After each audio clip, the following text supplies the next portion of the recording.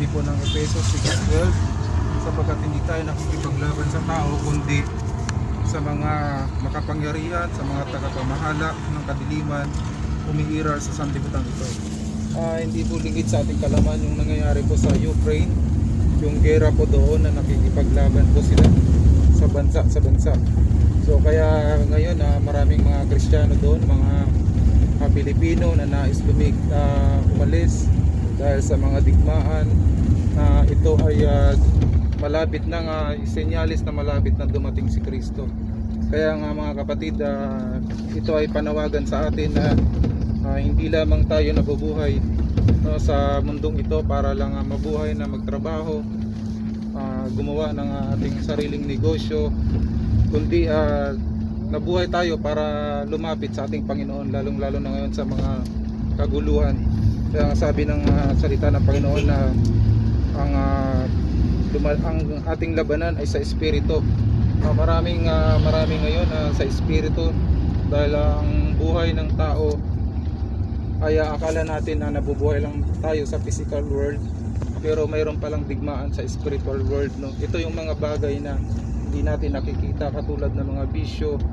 Yan po ang mga spiritual battle ng mga tao na kung saan humahadlang para tayo ay dumalo sa ating gawain sa church.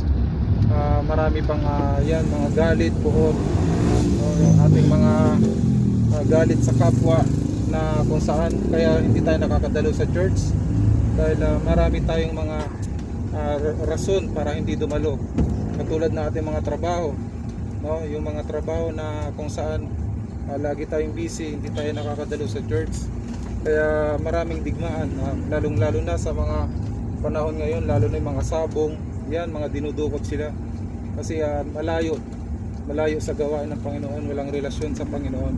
Kaya ang sabi nga sa ating Romans 15, tayo'y magpalakas sa paniniwala ay dapat tumulong sa mga mahina. Kaya mapalad tayo dahil may nagbabahagi ng salita ng Panginoon na kung saan mayroong tao na may concern sa espiritu, no? Dahil ang kaluluwa natin na isa lamang pwedeng mapunta sa impyerno o tayo maligtas sa ating Panginoon pag tayo lumapit. Kaya magpalakasan tayo, ipanalangin natin yung mga nasa gera sa Ukraine, dahil talagang sila po ay nakikipagdigma sa dugo, no, sa laman.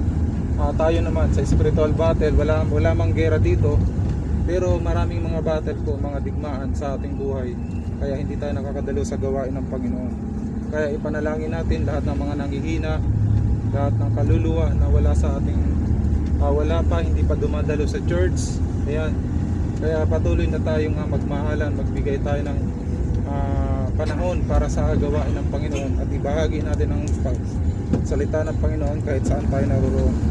Kaya sabi ng Panginoon na sa taga-Efeso 5:10, pag-aralan ninyo kung ano ang kalugod-lugod sa Panginoon. Kaya tayo bilang mga Kristiyano, kung ano yung kalugod-lugod sa ating Panginoon, yun lang po ang ating gagawin. Yung hindi tayo nakikisama sa mga masamang gawain, hindi tayo hindi tayo dumadalo sa mga hindi kaaya-aya sa Panginoon, o mga party. Yan. Pumayo tayo, dumalo tayo, manalangin sa church. At ito po ang dahilan para mapalapit tayo sa ating Panginoon. Kaya nga sa kasamaan, marami ng tao sa mundo na napapariwara dahil walang Kristo sa puso. Pero mapalad tayo kasi meron tayong Kristo na namatay sa krus upang iligtas ang ating mga kaluluwa.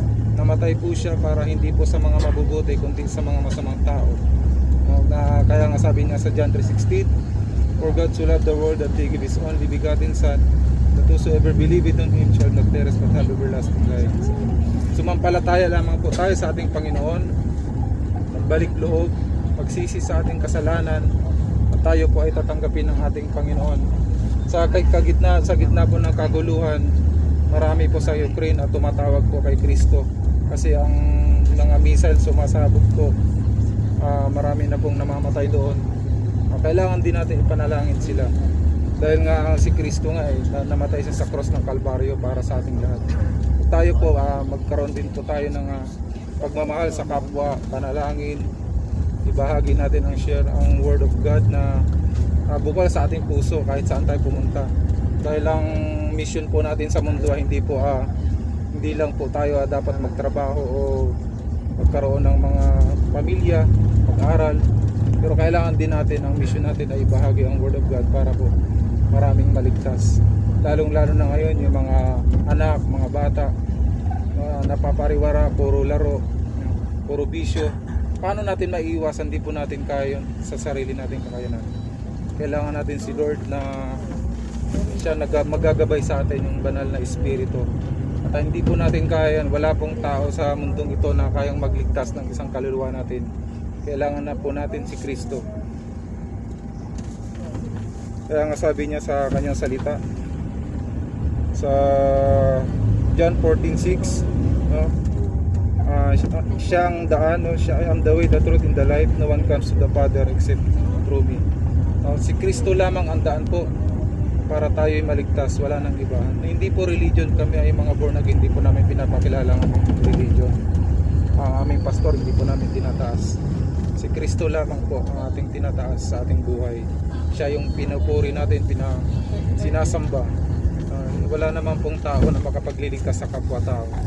Si Kristo lamang ang magliligtas. Kaya mapalad tayo dahil nandito tayo sa Pilipinas. Wala pang gera, wala pang battle. Pero pag dumating na ang gera, paano na kung hindi tayo nasumbungan na naglilingkod sa Panginoon? Kung kailan na tayong mamamatay, kung kailan na marami ng problema, pamilya natin, saka lang tayo lalapit. Ay, gusto ko na magbahagi ng Word of God kasi nandyan na eh. Sayang ang panahon, habang bata pa, na magpagamit tayo sa ating Panginoon. Kailangan ay bahagi natin ang Word of God, no?